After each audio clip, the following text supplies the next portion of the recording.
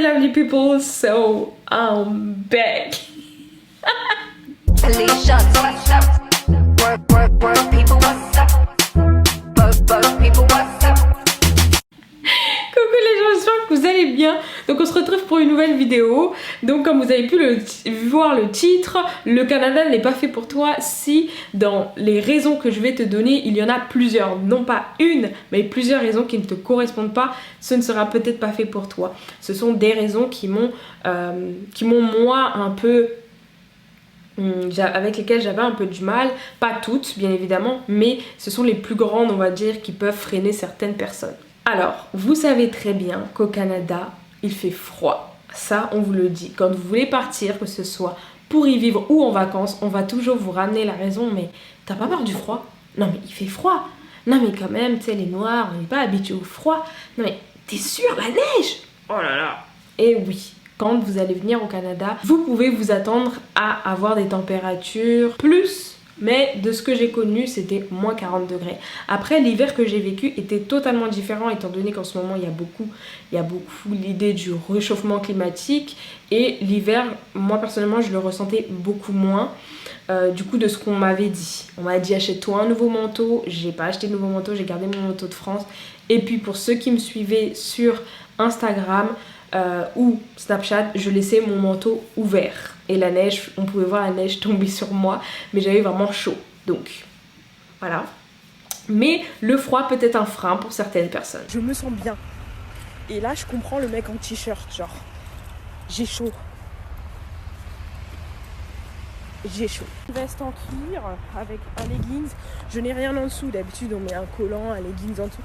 Je n'ai rien en dessous, je n'ai pas mon écharpe est dans mon sac parce que pour l'instant je n'ai pas besoin. J'ai la neige dans le visage.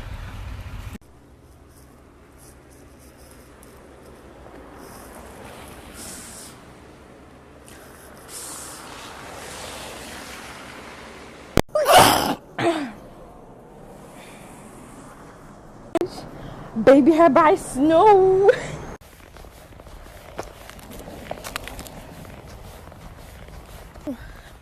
Pour le coup, là j'ai froid. Mais je suis le genre de personne qui sort comme ça.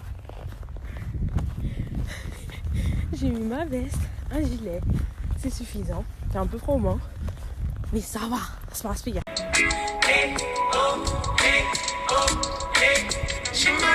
À savoir, encore en parlant du froid, l'hiver au Canada peut durer jusqu'à 6 et 7 mois si je me souviens bien.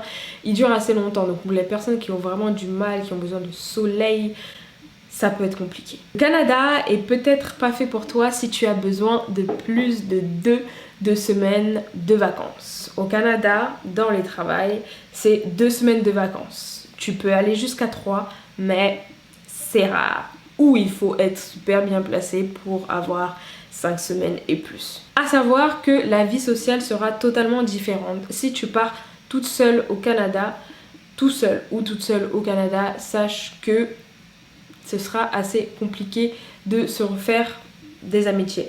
Du moins, plus avec des Canadiens parce que on a tendance à dire que les Américains, les Canadiens sont friendly, mais c'est friendly sur l'instant T. Tu vas discuter avec eux, ça va bien se passer, mais ça ne veut pas dire, même si prise de numéro il y a eu, ça ne veut pas dire que vous allez forcément vous revoir. Peut-être vous rappeler, peut-être vous envoyer un message, mais pas forcément vous revoir. Et ça... je sais qu'il y en a pas mal qui ont testé. Et aussi, on a tendance à reprocher aux Français de rester entre eux, mais on reste entre nous parce que on se retrouve. Et je pense que c'est pareil dans tous les pays. Finalement, quand tu vas arriver dans un pays avec un certain âge, tu vas forcément essayer de te retrouver avec les tiens. Le Canada n'est pas fait pour toi si tu n'es pas prêt à t'ouvrir l'esprit. Ce n'est pas parce que les Canadiens parlent français que la culture est la même. Bien sûr, tu vois avec la poutine, tu vois avec le hockey sur glace que déjà on est différent, et même avec la langue et l'accent. Donc il faut savoir que le choc de culture, il peut y avoir, et oui, j'ai vécu avec des Canadiens en colocation très peu de temps parce que le choc était compliqué. Maintenant tu peux faire avec ou tu peux décider de te prendre ton appartement. Mais sache que il y aura des choses à travailler car tu es dans leur pays. Alors, si tu t'attends à trouver ton premier job dans ton secteur de diplôme ou d'activité, ça va être compliqué. Sachez qu'au Canada, il vous faut une première expérience. Tu peux arriver et trouver directement dans ton domaine, comme tu peux arriver et les entreprises où tu postules vont te demander d'avoir une première expérience. Et la première expérience que tu devras avoir ne sera pas forcément, bien évidemment, dans ton domaine, vu que je viens de dire que c'est difficile d'avoir directement une expérience dans son domaine.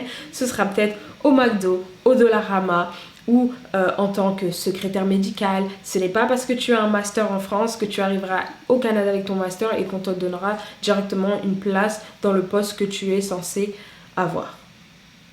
Et oui, il faut le savoir, j'ai travaillé avec des personnes qui avaient des masters en France sans équivalence au Canada. Elles sont passées comme moi en tant que commis de saisie de données. Donc voilà, il y a plein de petits jobs que tu vas faire et beaucoup de personnes aussi qui ont des masters se retrouvent aussi dans des centres d'appel parce que c'est pas mal compliqué pour certains d'avoir des jobs directement dans leur domaine. Donc je pense qu'il faut aussi avoir cette hargne pour se dire je vais faire ma première expérience dans un taf qui me plaît pas forcément et par la suite je trouverai une expérience dans mon domaine parce qu'il te faut une première expérience. Voilà. Tu as aussi la possibilité de faire une équivalence de diplôme pour que tes diplômes soient reconnus, pour que tes diplômes étrangers soient reconnus au Canada et c'est une équivalence qui peut te coûter. Oui, tout dépend des études que tu as fait aussi. Le Canada est peut-être pas fait pour toi si tu penses que tu vas avoir certaines aides comme en France, ok? Il n'y a pas forcément de sécurité de l'emploi. Là-bas, on peut te virer à tout moment, voilà. Il n'y a pas de CDI proprement dit. C'est un travail soit temporaire, soit permanent. Permanent, ça fait comme CDI, tu es prise. Mais demain, si ton patron veut te virer, il a la possibilité de te virer.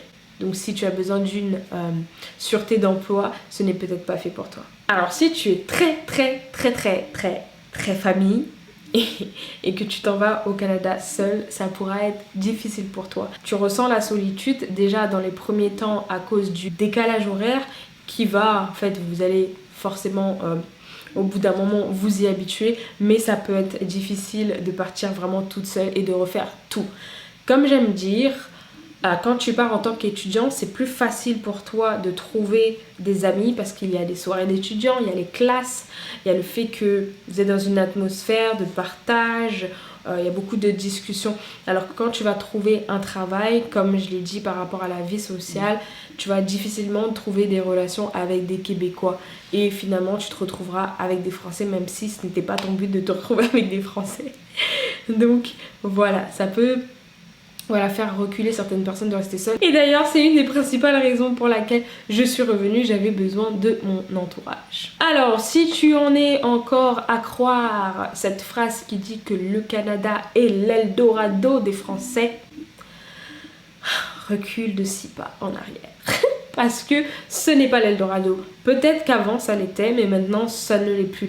Ou plutôt, on va te vendre, c'est peut-être l'Eldorado pour certaines personnes, ça a marché pour certaines personnes, et peut-être pas pour toi. Ainsi de suite. Chacun vit son expérience. Mais le mot Eldorado, je pense qu'on devrait le flush là, tu sais. Je pense pas que ça match encore. Tu n'es pas prêt à vivre à crédit, peut-être que le Canada n'est pas fait pour toi.